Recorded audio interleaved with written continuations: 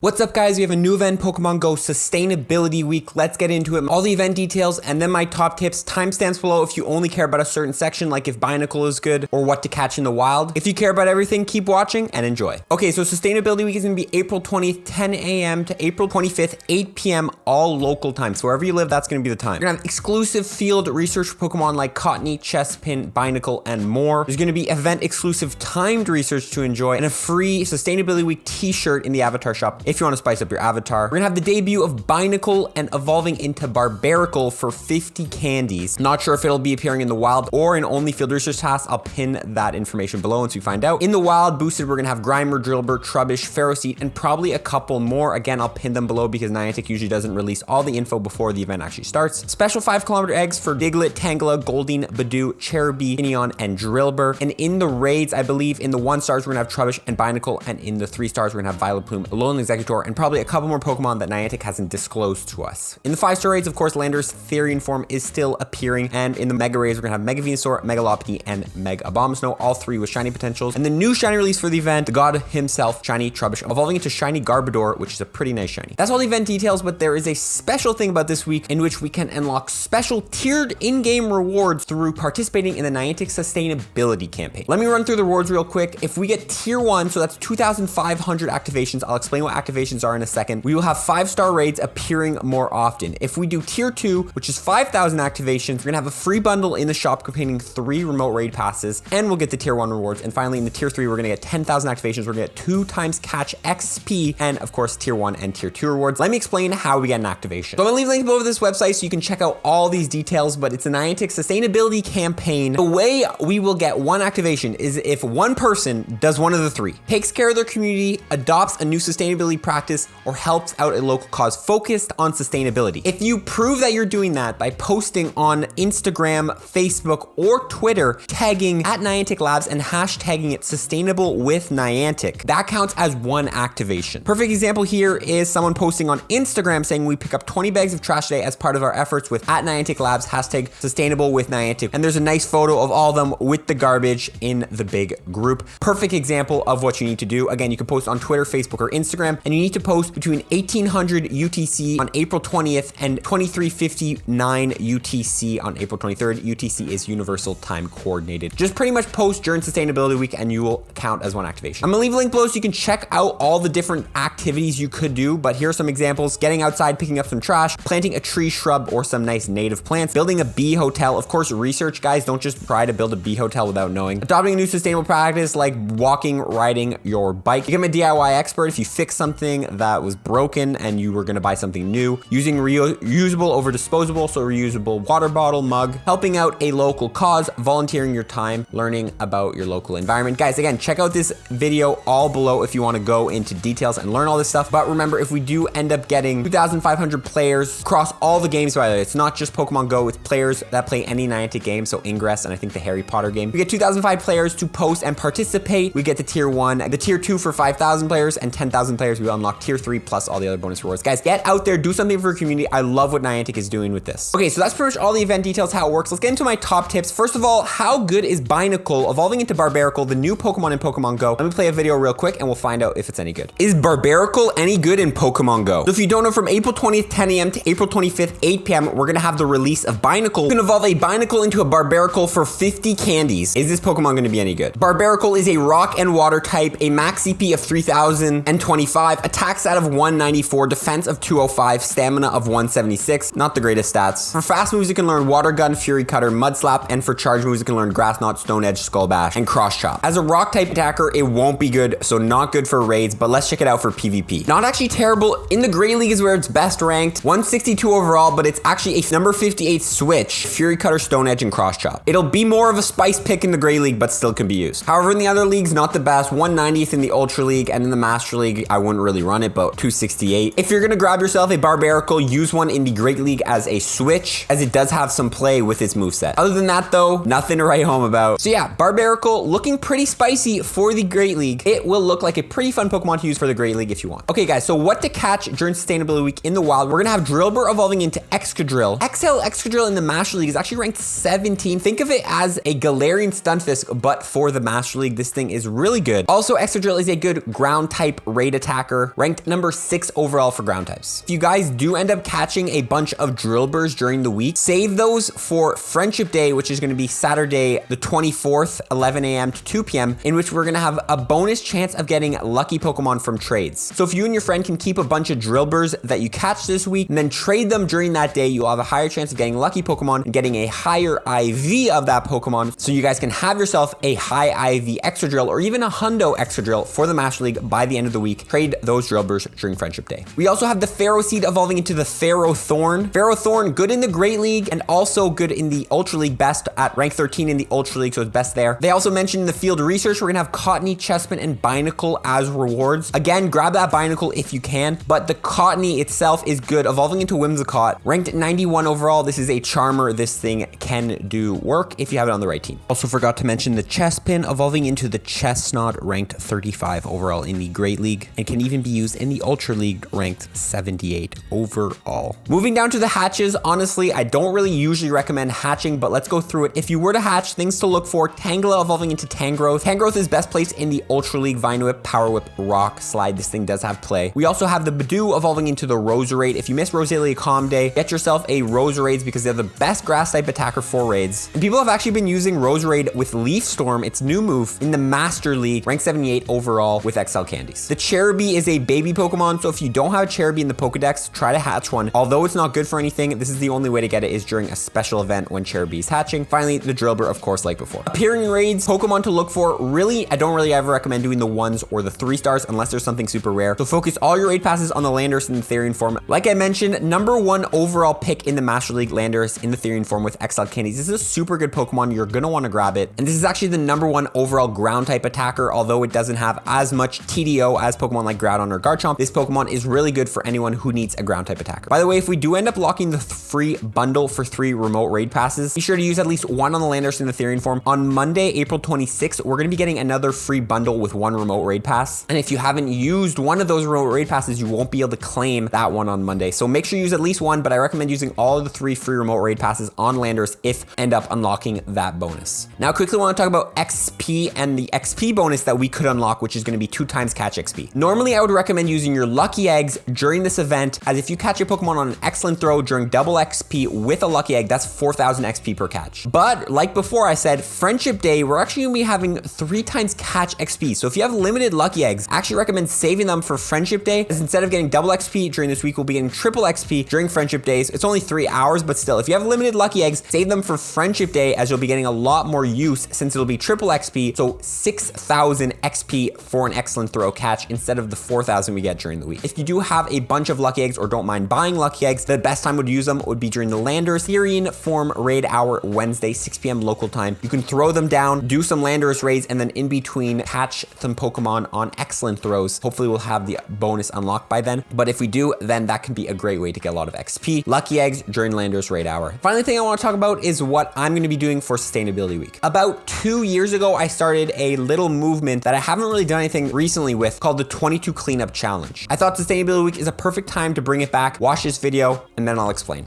Ready for this?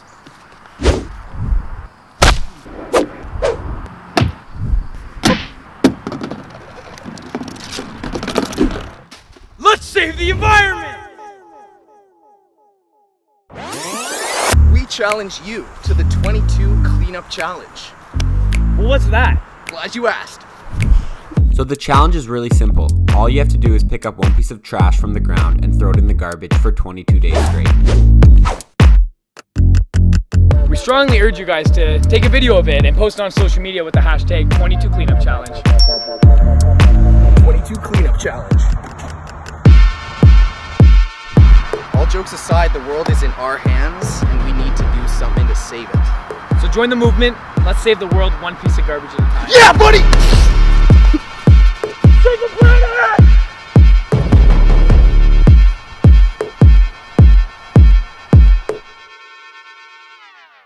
So yeah, this was the movement I started about 2 years ago. The challenge was for people to pick up one piece of garbage off the ground for 22 days in a row, since 22 days is the amount of time it usually takes for someone to build a habit. So I challenge you guys to the 22 cleanup challenge. This could be a great way for you guys to not only participate in the Niantic sustainability campaign, but also in the 22 cleanup challenge. The Instagram will be below if you want to go follow it, but there's no need to do that. Really, the whole sustainability week, guys, is just about cleaning up the garbage, no matter how you do it, no matter if you hashtag or not. Just please take the time out of your day, pick up one piece of garbage, or make a different decision that can help our planet, because we need to save the planet for future generations so they can enjoy all the benefits we had. I hope you guys enjoyed this video. I hope you guys are gonna do something great for Sustainability Week this week. I love you all, guys. I'll see you in the next video. Follow for more tips. Peace.